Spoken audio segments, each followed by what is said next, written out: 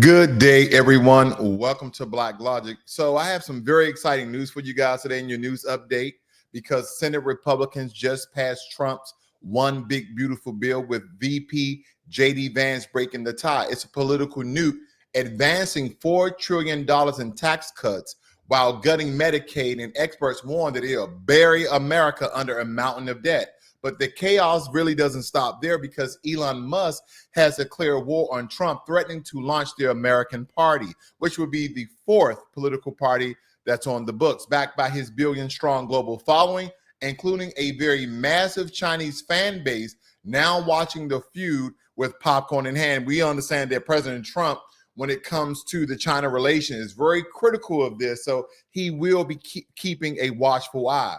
Meanwhile, Trump's Birthright Citizenship ban is locked and loaded for no other than July 27, set to shake every state's legal system and possibly the Constitution itself. And add in those soaring oil prices thanks to Iran, Ukraine warning of Russian escalation, and a judge smacking down Kristi Noem's temporary protective status of Haitian immigrants, and so much more. We're going to get into it. We're going to get it popping. I'm going to inform you guys of all the latest news and some hot takes that I believe you guys will actually enjoy.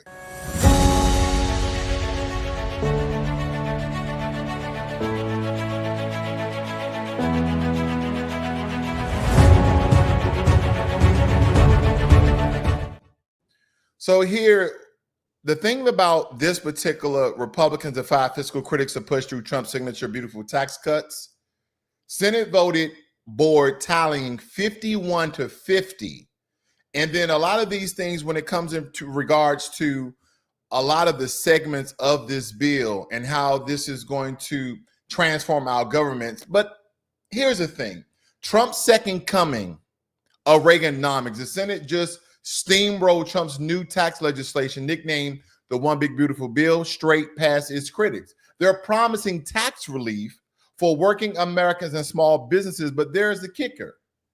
There is a kicker when it comes to this, because the nonpartisan budget won't say they could not allow a 3.3 trillion hole in the deficit over 10 years. And that's trillion with a T, and that doesn't even include interest that this may, again, accumulate over the course of 10 years. And Republicans say they're betting on a long-term growth and job creation, the kind of economic boom we saw pre-COVID, and Democrats are calling it fiscal lunacy and warning of a debt spiral. And behind it all, Trump's trying to keep his July 4th deadline for a House vote fireworks indeed, because President Trump wants to sign this One Big Beautiful Bill into law on no other than Independence Day, July 4th, this Friday.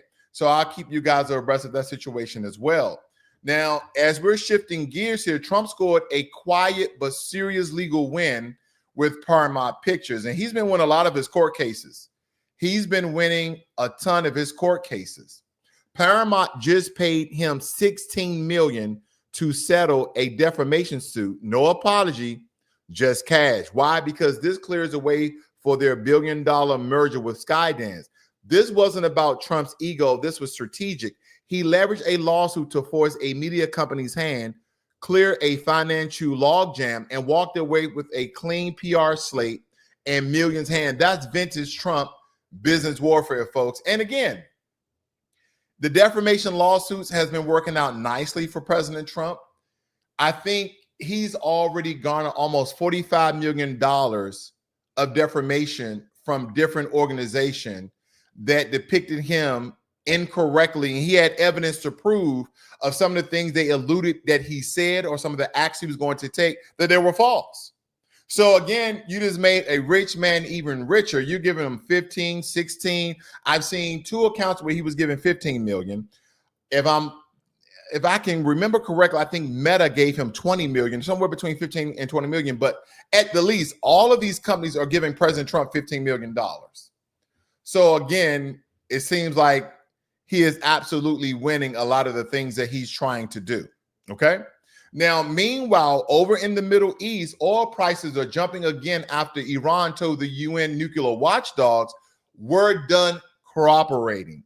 And that in itself is a very, very big deal because they're no longer cooperating with the UN and these so-called nuclear watchdogs. especially for energy markets and global diplomacy. We saw a very brief dip in oil prices after a rumored ceasefire between Iran and Israel. Even here where I live at, the gas prices dropped down to $2.54 a gallon.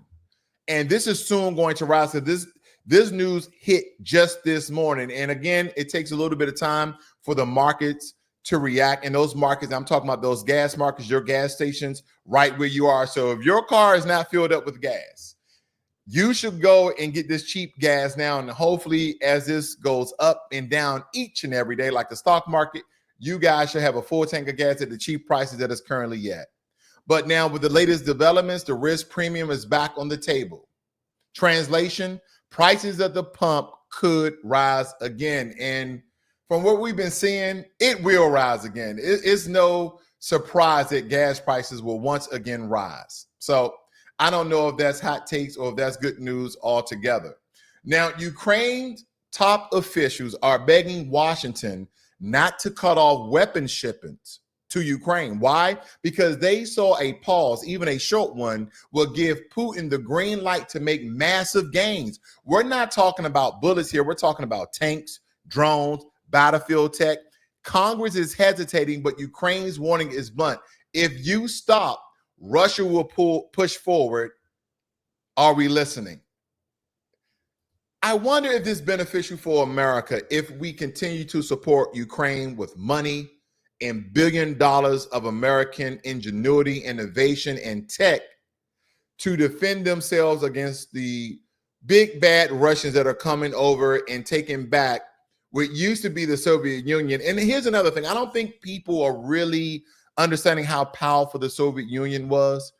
There was one of our biggest foes, not that we went to war with them, but again, when the Soviet Union was formed, America didn't want to go to war with the Soviet Union. That's why they call it the Cold War. It was more so espionage and spy, but head to head, neither country wanted that. They understood that this would decimate and destroy our country, and the power and the economic growth that both of these two juggernauts had at the time, especially with the Soviet Union, that would deplete, that would be decimated. It would be exhausted because of this war, because we would use each and every resource just to win, which would make America weak, and America wouldn't be on top today. So again, that was a good thing that we didn't go to war, but it seems as though in some regards, the way Russia is invading and accumulating landmass over Ukraine, that it's possible this could be Soviet Union times two. And I don't think no one is looking that far out, but I tend to look at these things because, again, these things can easily mature in the ongoing things that's going on. Now, for the bombshell of the week, we've been seeing Elon Musk and President Trump for the past month go back and forth. And Elon Musk just declared war on Donald Trump, publicly threatened to start his own political party called the so-called American Party. He's accusing Trump of corruption and saying the GOP has become a cult of personality. And this is the same man, mind you. This is the same man that supported President Trump with millions and millions of dollars and now stating that he's a crook, that he's corrupt. I wonder why Elon Musk is saying that now. I have no idea why Elon Musk would be talking ill will towards President Trump by President Trump allowing all these government subsidies and contracts and low interest loans to Tesla and SpaceX and the Bohr Company and Gronk AI. All these things are intertwined with the government. Do not forget about Elon Musk's satellite phone network as well, that he was actually pitching to the American government. I said, we're far too in bed with Elon Musk, even though no one's taken away from his intelligence or the way he's constructed his business and all the technologies that he's creating and released. No one's taken away from that. But sometimes you can have a monopoly and other rich people and other powerful people start to get just a little bit hesitant from investing fully, because now you're going to be our sole proprietor of all the products that you made, and you have the right ownership of your own intellectual property, and the government won't benefit from that. Just as well that Americans are now seeing the relationship that we had with China with like almost 85%, and I'm stretching this a little bit. This is a little bit conjecture. 85% of American products were made in China. Let me just look at this very quickly. I have a bottle here that sanitizes my water. I'm just trying to see where this is. It's made in China. I don't know if you guys have, and this is not a promo, but I just want to show you this bottle I have here that I just press a button with the water, okay? And it starts to use UV lights, and it also has a filter inside as well. But I just wanted to show you how just this random product, if you guys can see that, is made in China as well, okay? It's made in China as well. I'm just like to give you guys real life examples because people can just talk to you and tell you anything, but nobody, I won't say nobody, but a lot of people really don't provide proof. And I really, really want to provide evidence and proof, because if not, it's just somebody on the internet just talking a bunch of bull. And I tend not to do that. I want to give you the news the way I like to give it to you. And I know a lot of you like to receive it. Okay. But nonetheless, let's move on, because Kristi Noem tried to revoke the statuses of Haitian immigrants. And she got stopped in her tracks after a judge blocked her plan to kick Haitians off their temporary protected status. Now, look, whatever side of immigration you're on, this is a big win for the courts over state level executive power. It also shows that the legal system stepping in with immigration policy becomes a political weapon.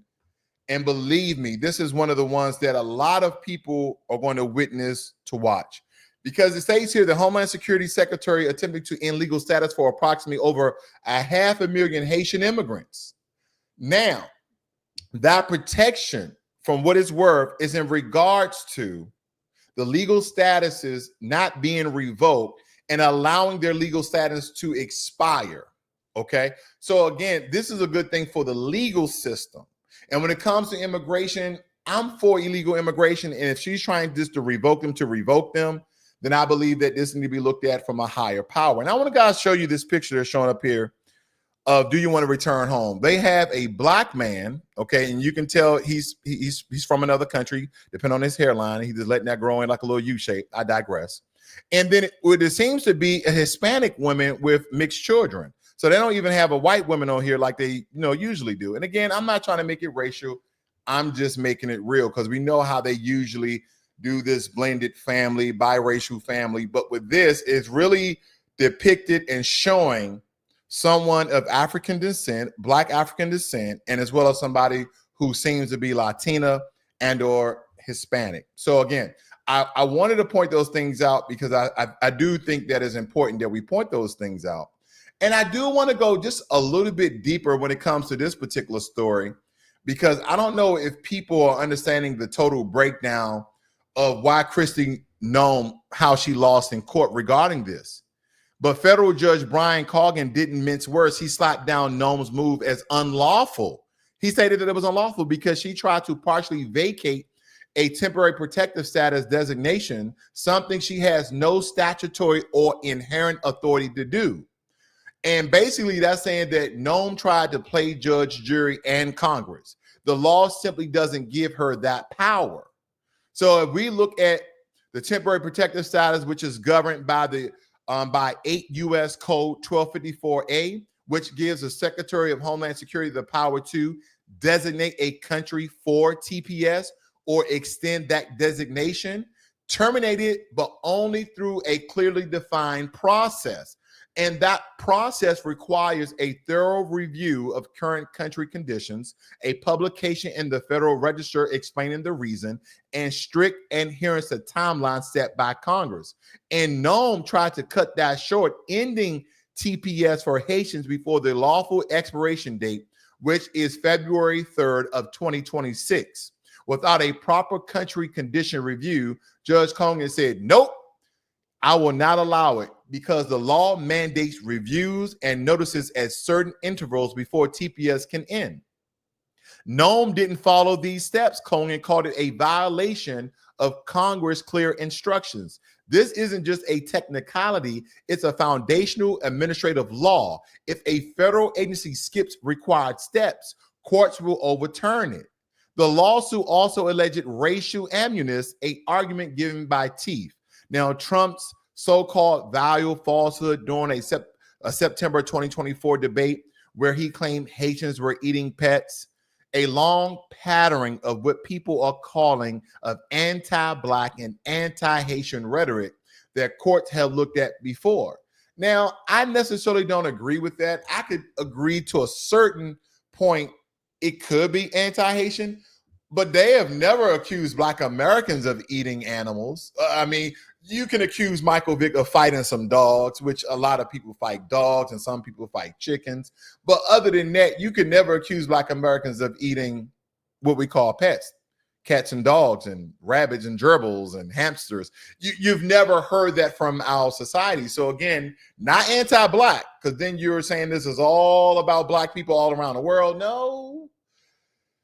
This is mostly directed from the people of the island of Hispaniola, which part of the islands are Haitians. So again, let's not wrap all Black people into this as they try to do this, because they try to anchor us in these protests and fights so we can then support people who could be here in a temporary status that if they are required and permitted to have legal permanent status, then they're turning their nose up us for the most part and come out and make video and TikTok clips about how they're anti-FBA, they're anti-Black Americans. So no, we're not jumping on board with this as well. So don't try to group us in with this, because we're simply not going to go for it.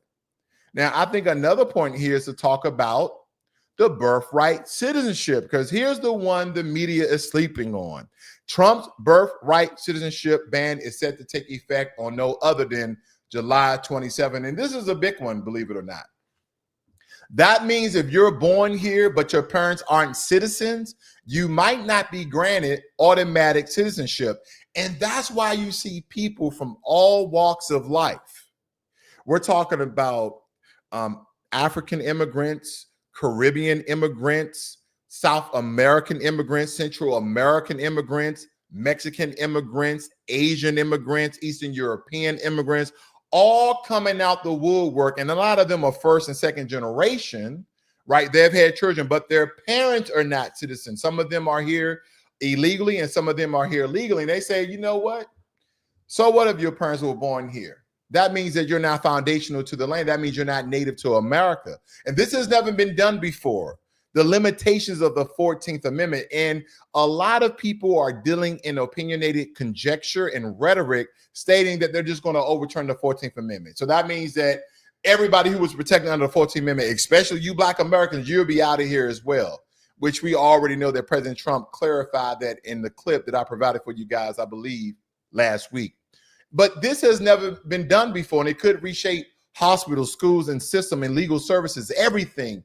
And with 50 states on edge, we're talking about a constitutional minefield ready to explode. And I think this is where I tend to dial in this a little bit more so we can have clarity when it comes to the law instead of people just give us a bunch of rhetoric. And I want to reinstate, as you see here on your screen, on July 27th, the U.S. government could erase the future of American-born children with a single stroke of executive ink. That's what might be going on right here, ladies and gentlemen. That's why it might be going on here, and make citizenship a political privilege instead of a constitutional right. So here's what's really going down.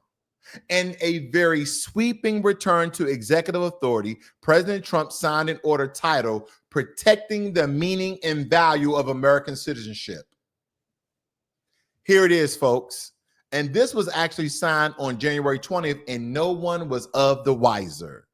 But effective July 27th, the ban denies citizenship to U.S.-born children if the mother is illegal and the father is not a citizen or green card holder. The mother here is on a temporary visa, and that's student, work, or tourist, and the father still doesn't qualify.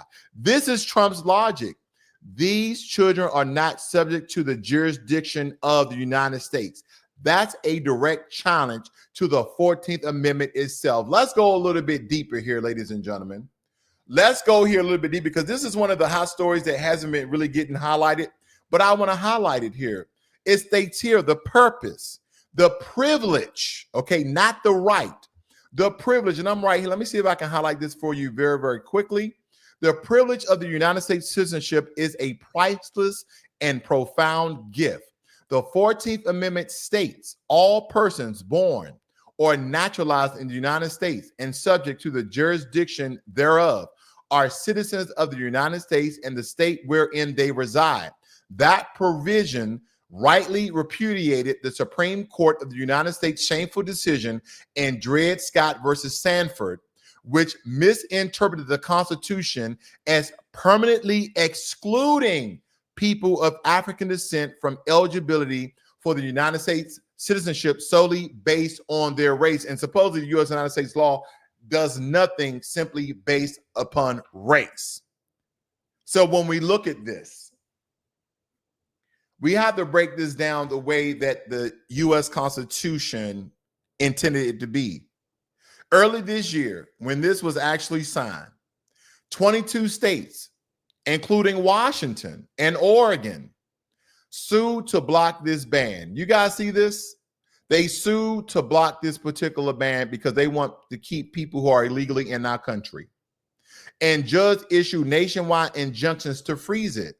But then the Supreme Court ruled 6-3 that federal judges can no longer issue nationwide injunctions unless a case is certified as a class action. And this means if your state didn't sue Trump, you're now fair game. 28 states, over the half the country, could enforce Trump's birthright ban starting July 27th.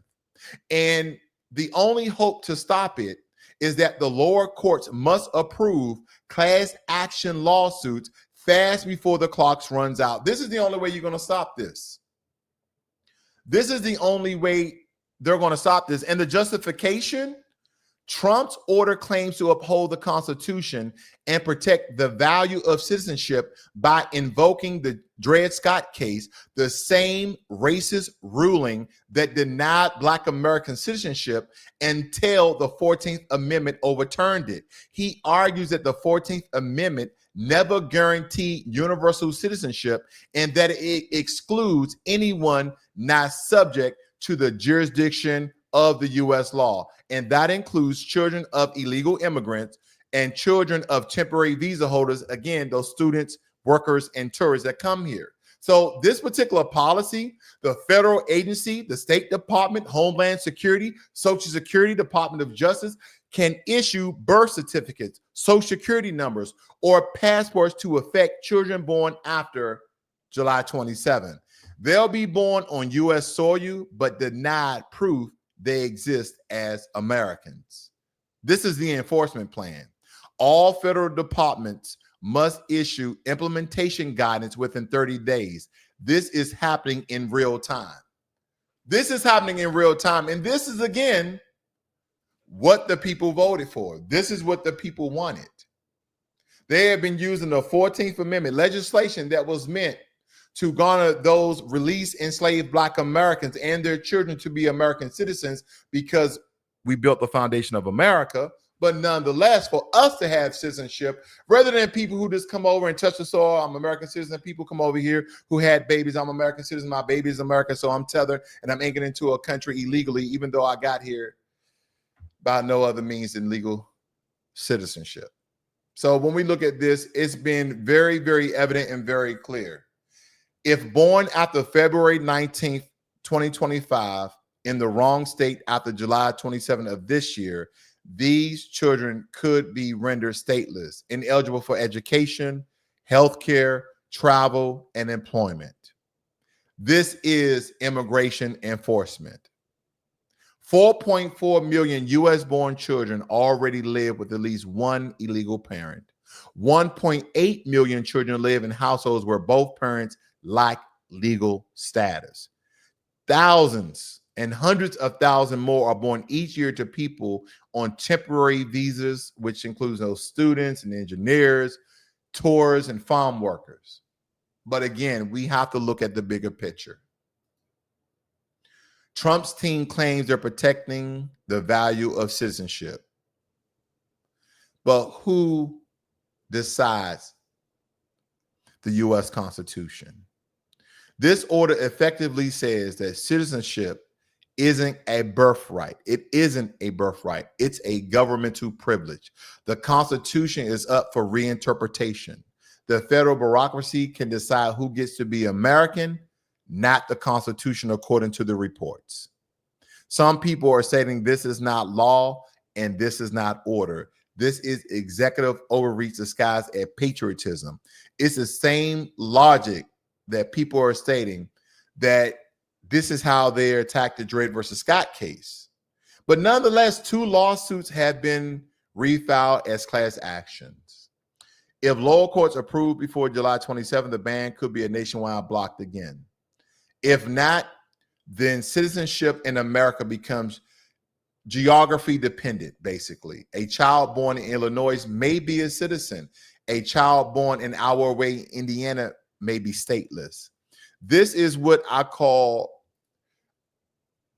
guess I will call this a legal paradox, with implication far beyond immigration in some accords. But as this, people are stating that this will and may affect Black Americans, and again, I can pop that clip up, but I don't want to waste your time. Just letting you know the truth that birthright citizenship will hurt foundational Black Americans. And the president already stated no, that the 14th Amendment was good and it was intended to be good. So those people who were enslaved and released, who were Black people in this country, who are foundational to this land, who are native to this land, were meant to have citizenship in this country, not people who sneak through a fence, not people who stay past their expiration date on their visas, not those people, but for the people who built the very foundation and then helped build the country that we see today. Because again, I think there's a distinct difference that we must make here. The very foundation of America was built by Black people, Black Americans. And yes, other groups came over to extend the foundation that we've already built. Because when people say, well, who cleared the ground to build the railroads? Who laid the original tracks? Black Americans did. And then Chinese came over, especially after they lifted the Chinese Exclusion Act. Well, who built all these structures and governmental buildings? Well, Black people built those, and then later came the Germans, then later came the Italians that built some and helped build some of the skyscrapers. Because don't forget, we were the dominant non-white group in America. We're the ones who had the workforce. They only had maybe a couple of thousand of those people until they started doing mass immigration to get other people over here. And I think when we say these things, people get irritated, they get upset, they get emotional. They say, no, these people did it, these people did it. I'm just stating, just go back a little bit further and you will see there have been foundational Black Americans who've been here, who built the very foundation, who paved the first roads, who cleared the ground for the first road. Don't forget, America was the Wild Wild West.